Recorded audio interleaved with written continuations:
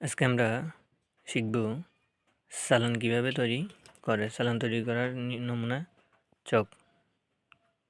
প্রথমে প্রতিষ্ঠানের নাম, ঠিকানা, ডানে তারিখ, বামে চালান নম্বর, ক্রেতার নাম, ঠিকানা, যেখান থেকে যে ব্যক্তির কাছে আমরা এটা ক্রয় করব ওর নাম, ঠিকানা।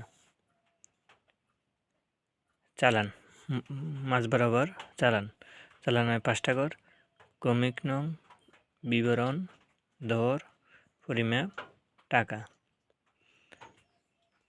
প্রশ্নে এখানে আমি একটা দিয়ে অঙ্কটা করছি। প্রশ্নে হয়তো এখানে 3 থেকে 4টা থাকতে পারে।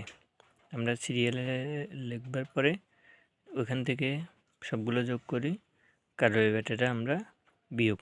সবসময় মনে রাখতে হবে কারবাই বেটা বিয়োগ হয়। আর কারবাই বেটা এখানে প্রশ্নে প্রদত্ত, মানে প্রশ্নে দেওয়া থাকবো। আর প্রত্যেকটা অঙ্কের পেছনে চালানে কথা লিখতে হবে। এখানে আমার এই অঙ্কটা 38,000 হয়েছে, এই জন্য আমি এখানে লিখছি 38,000 টাকা মাত্র।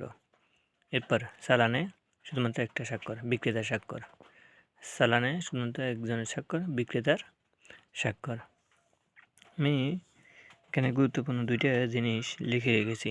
যেমন চালান হলো ক্রয় এবং বিক্রয় প্রামাণ্য দলিল বা প্রমাণপত্র। আর চালান সাধারণত বিক্রেতা তৈরি করে।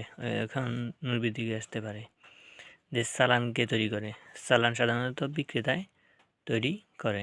আর আরেকটা হচ্ছে চালান কি? চালান হলো ক্রয় বিক্রয়ের প্রামাণ্য দলিল। তাহলে আমরা চালান সম্পর্কে আশা করি আপনারা সহজে বুঝতে পেরেছেন।